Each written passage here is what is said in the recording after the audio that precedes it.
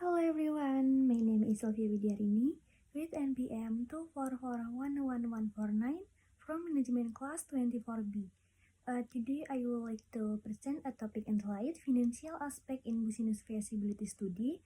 The financial aspect is one of the most important part of a business feasibility study because it helps determine whether a business or investment project is financial feasibility and profitable to undertake.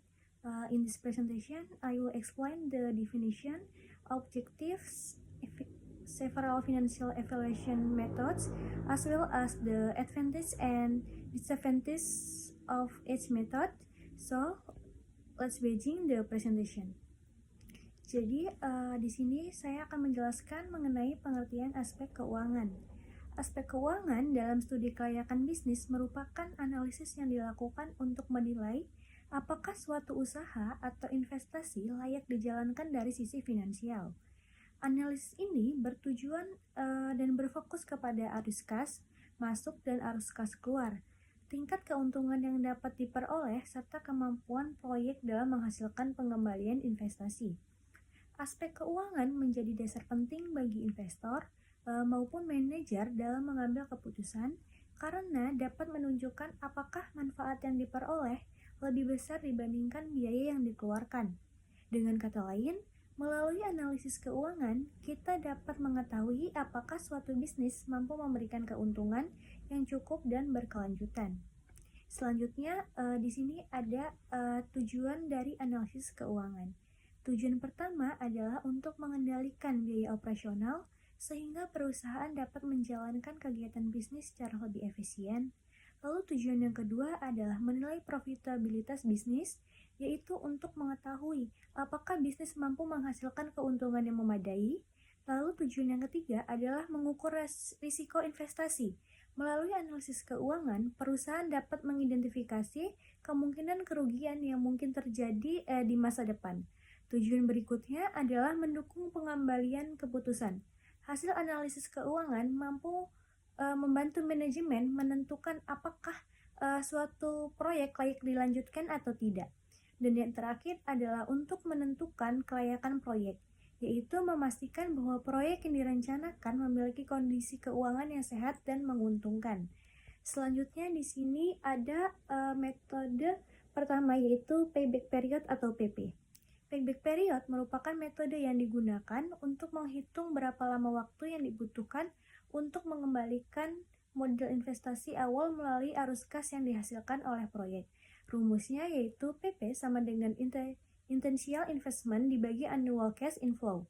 Metode ini sangat sederhana dan mudah digunakan karena berfokus kepada waktu pengembalian investasi. Semakin cepat investasi dapat kembali, maka semakin baik proyek tersebut karena tingkat risikonya dianggap lebih rendah. Namun, metode ini memiliki keterbatasan karena tidak memperhatikan nilai waktu uang atau time value of money, sehingga nilai uang saat ini dianggap sama dengan nilai uang di masa depan.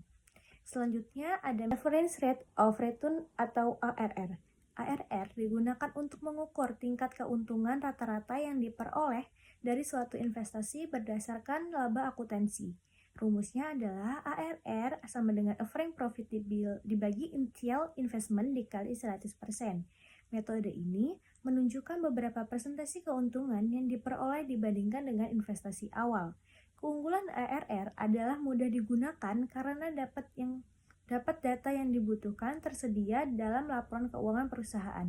Namun, perlu diingat bahwa ARR menggunakan laba akuntansi, bukan arus kas, sehingga terkadang kurang menggambarkan kondisi keuangan yang sebenarnya.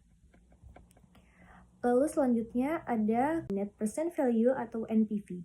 NPV merupakan metode yang menghitung selisih antara nilai sekarang dari arus kas masuk dan nilai sekarang dari arus kas keluar selama periode tertentu.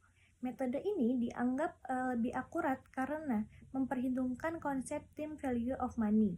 Artinya, uang diterima saat ini memiliki nilai yang lebih tinggi dibandingkan uang yang diterima di dalam masa depan. Selanjutnya ada Internal Rate of Return atau IRR. IRR merupakan tingkat diskonto yang melebihi nilai NPV dengan 0.